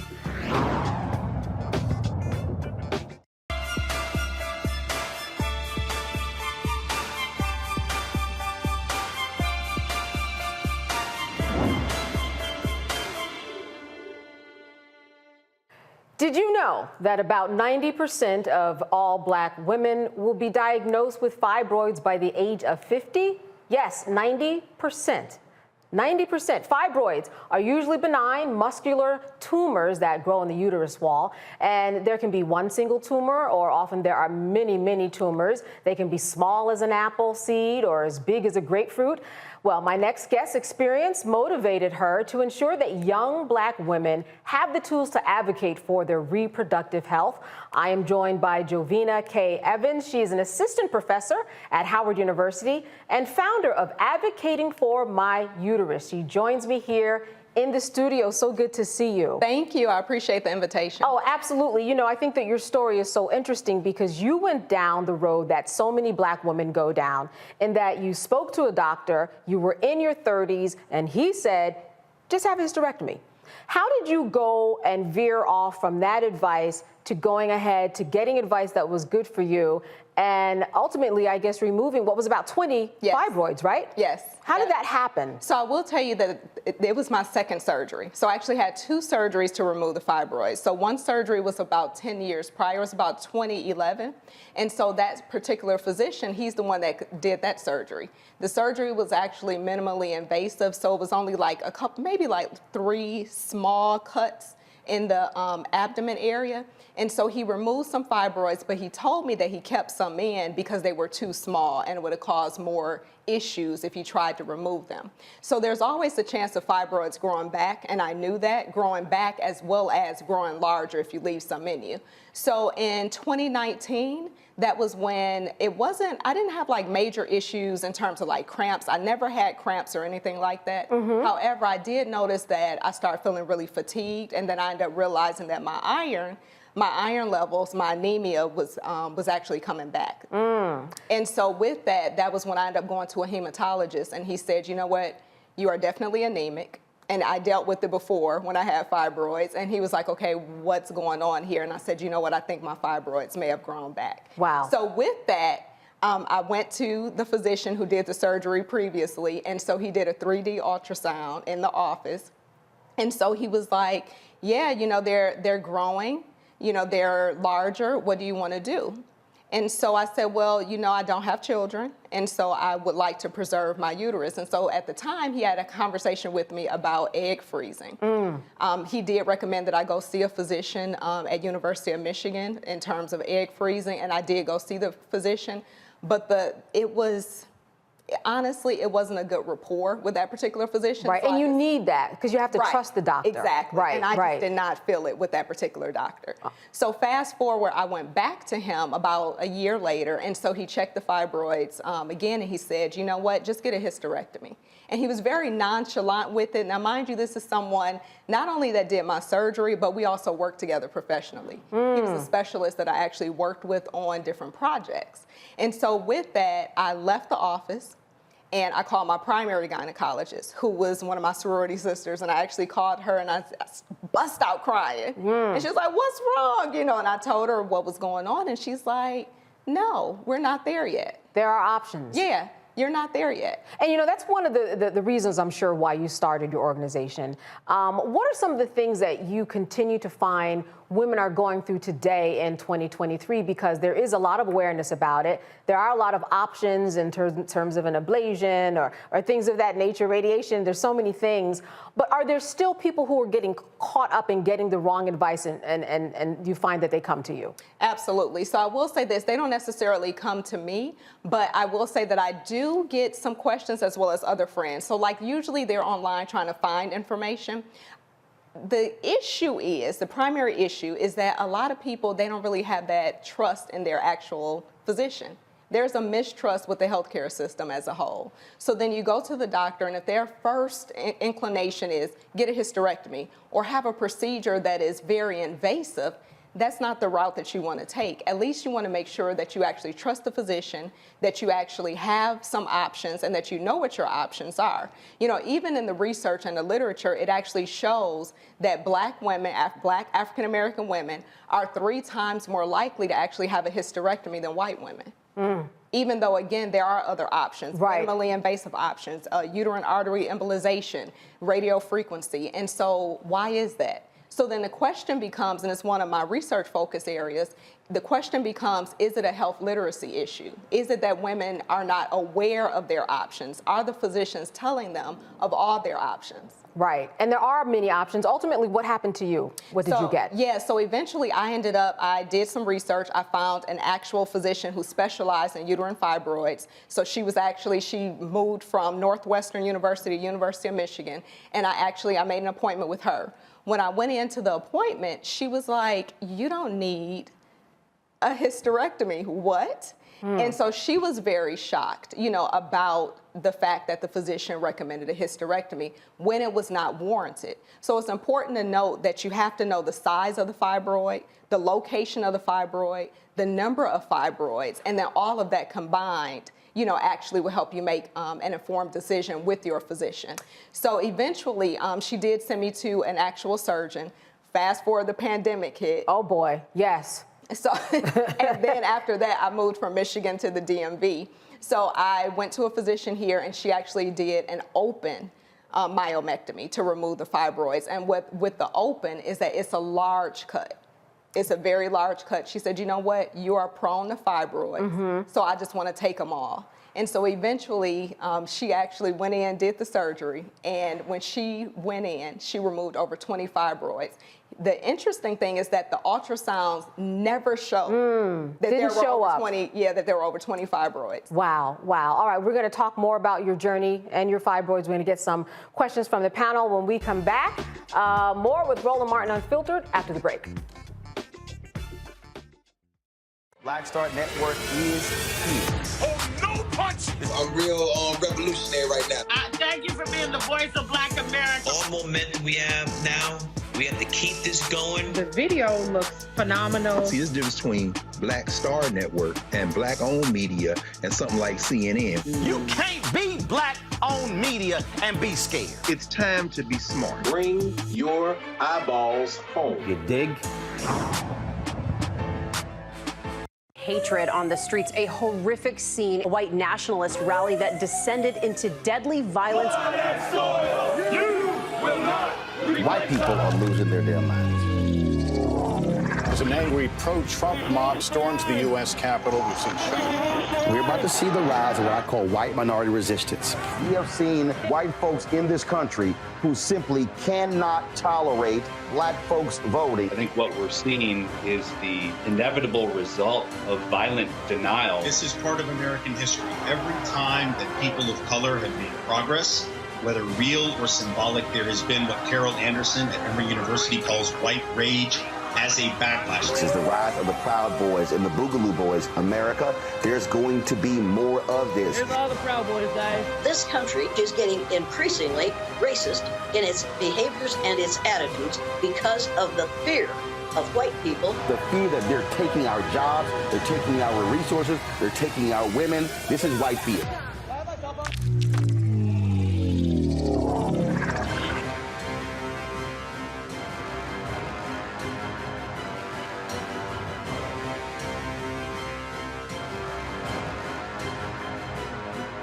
Hey, it's John Murray, the executive producer of the new Sherry Shepherd Talk Show. You're watching Roland Martin Unfiltered.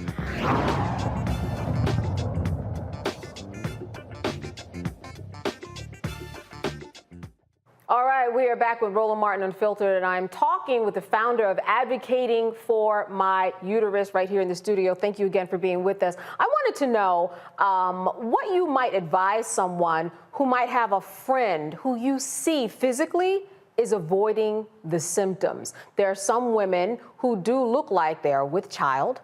There are some women who have the pains. I've heard some women, they want to deal with it naturally. How would you respond to all of those things? So I would say, here's the thing. Number one is all of our symptoms are completely different. Two, when you think about one of the main symptoms is usually like heavy menses or a heavy cycle.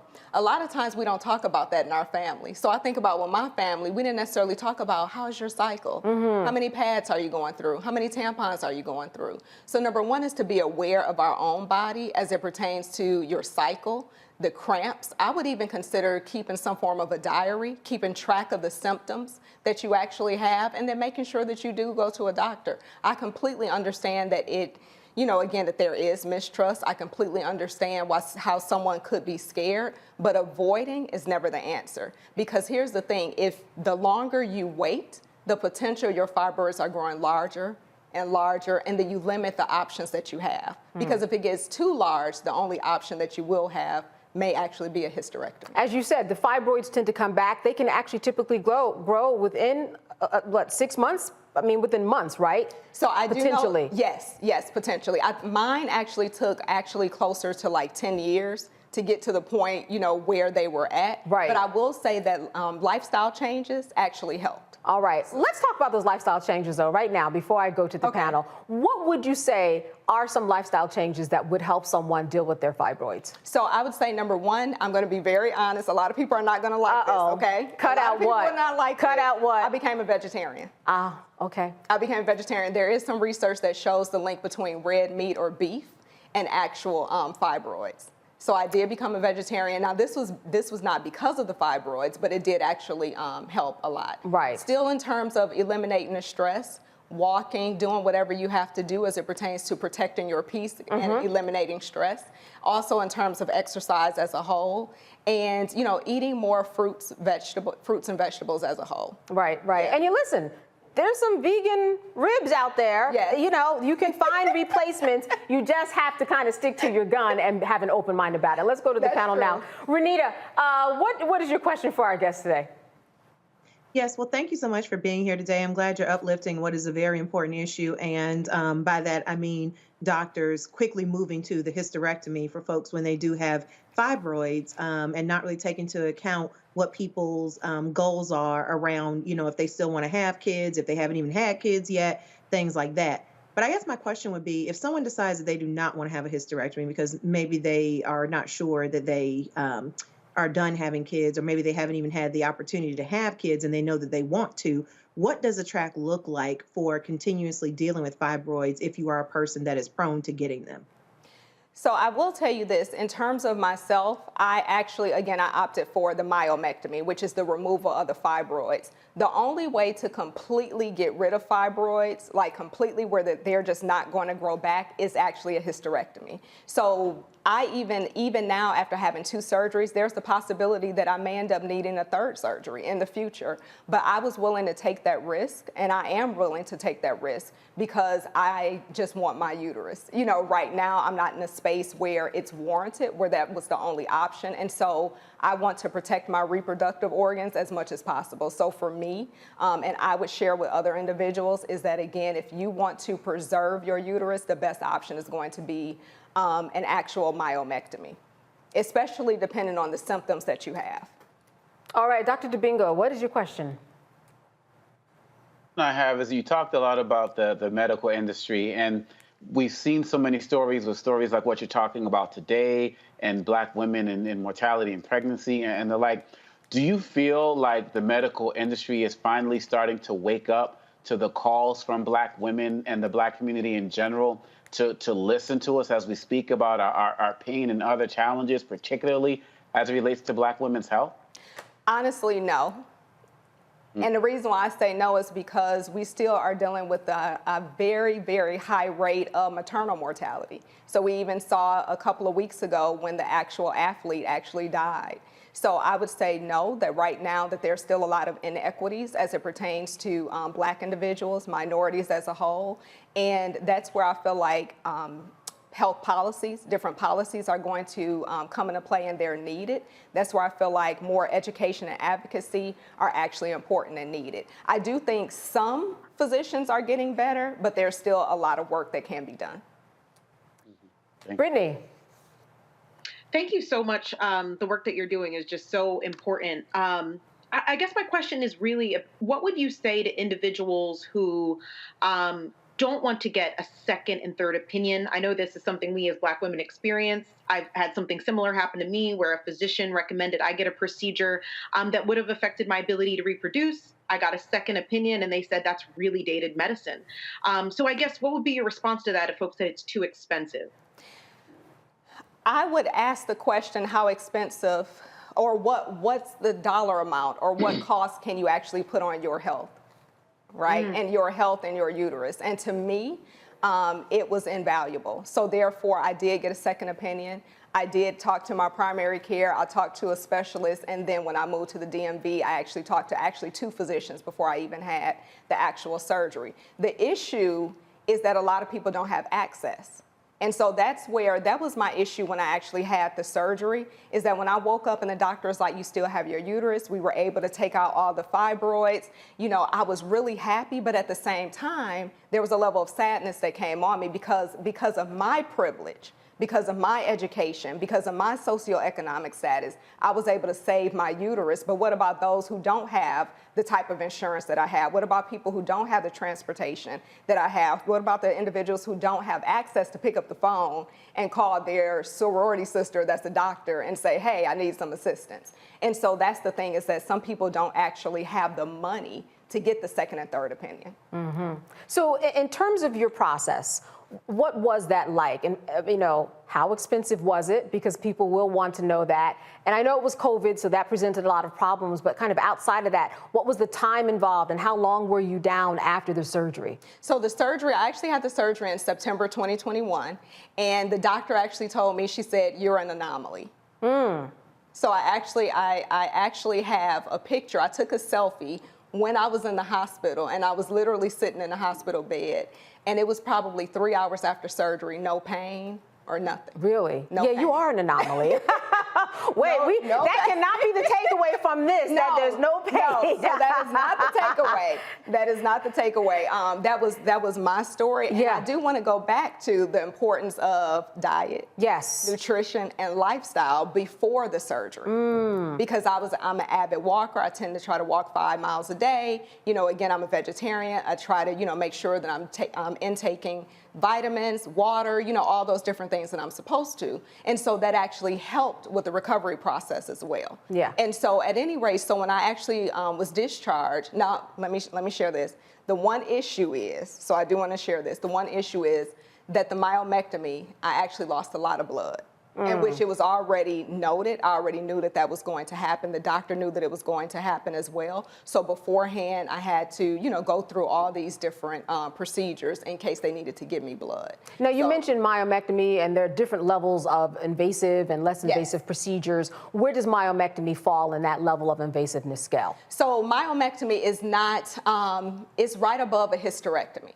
But there's still two types of myomectomy. So there is like a less invasive one where they can go in with almost like a scope. Okay. So that one is considered less invasive. And then there's an open where they literally physically cut you open and then go in and take out the fibroids. So I actually had both of them. Wow. So yeah, I had both. Does obesity play into this and the how much someone weighs? I have not read anything about that, but it very well could. But I will say I don't know. I have not read that in the literature. Okay, so what type of conversation would you want somebody to have with their mother or siblings about fibroids and kind of entering into this discussion? And does it make a difference if your mom has had them? Is that something that's passed along? So I will tell you that genetics is definitely plays a part. So I am the youngest of 5, 4 girls, 1 boy. And 3 of us, between 3 girls, we've had 6 surgeries. Wow. Yep. Wow. Yep, 6 surgeries between 3 of us. So when you think about 3 or 4 girls in the family, that's 75%. And it really sort of equates to the actual literature that says about between 80-90% of Black women will end up being impacted by fibroids. Your organization specifically, what do you do? What's your mission? Essentially to ensure that we are educating women and those who love them to actually ensure that they are equipped with the education needed so that they can make an informed decision. So again, everyone's walk is not going to be the same. Everyone's process is not going to be the same with fibroids, but we at least want them to have as much information as possible so that they can make the best decision for them and their family. And in terms of expense, I do want to make sure that people understand what's involved. And are there other options for people? What would you say someone who doesn't have insurance and is fearful just of that whole financial burden that's associated with it? So I will say that I did not have a financial burden in terms of from the surgery, the doctor's appointments, the pre and post-op appointments. I didn't have an actual, because of the insurance that I did have. Now, I'm going to go outside of what you asked just a little bit. Yeah. The expense came in because I did end up going through egg preservation. So I did have my eggs frozen during the process. And that was a massive expense. And that's a whole nother thing that we can talk about is that when you're talking about fibroids and potentially women who have to have a hysterectomy, their chances of having a biological child are eliminated. Right, yes. Right, and so there are not a lot of Black women who even know about egg freezing or, right, who are educated about it, know about it, or they have the resources to do it. Absolutely. And so that's where the financial piece came in at. And so the lessons learned, what would you say are your major takeaways from your whole experience? I would say ensuring that you advocate for yourself. Even when you don't want to, get that first opinion, the second opinion, the third opinion if you have to, because you have to be comfortable with the physician that you're actually going to essentially have potentially cut you open. You want to ensure that you're comfortable with them. Ask questions, read and read. We don't want fake news. Right. We want to make sure that you're reading from reputable sources. Go to Mayo Clinic, Cleveland Clinic, University of Michigan, Johns Hopkins. Ensure that you're reading and that you're equipping yourself and that you're asking questions to the physician. Make sure that you're actually even having the appropriate diagnostic testing.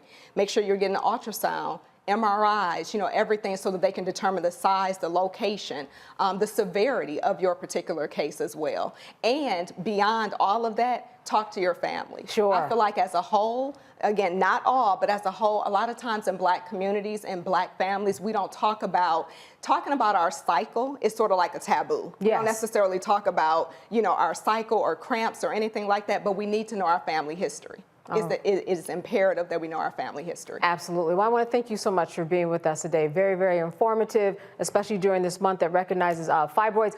Your website, before we go, if you could just say that. Absolutely. It is www.advocatingformyuterus.com. All right. Very good to see you and meet you. Thank you. All right. That is going to do it for us tonight. I want to thank my panelists, Dr. Omaikongo Dibinga, I'm gonna get it, Renita Shannon and Brittany Lee Lewis. And I definitely want to thank Roland for allowing me to sit in for him tonight. I will be back tomorrow. While Roland is out, be sure to download the Black Star Network app. Until tomorrow, holla! Folks, Black Star Network is here. Oh, no punches! I'm real revolutionary right now. Support this man, Black Media. He makes sure that our stories are told. Thank you for being the voice of Black America, Roland. Stay Black. I love y'all. All momentum we have now, we have to keep this going. The video looks phenomenal. See, there's a difference between Black Star Network and Black-owned media and something like CNN. You can't be Black-owned media and be scared. It's time to be smart. Bring your eyeballs home. You dig? Pull up a chair. Take your seat. The Black Table with me, Dr. Greg Carr, here on the Black Star Network. Every week, we'll take a deeper dive into the world we're living in. Join the conversation only on the Black Star Network. Hi, I'm Dr. Jackie Hood Martin, and I have a question for you. Ever feel as if your life is teetering and the weight and pressure of the world is consistently on your shoulders? Well, let me tell you, living a balanced life isn't easy. Join me each Tuesday on Black Star Network for A Balanced Life with Dr. Jackie.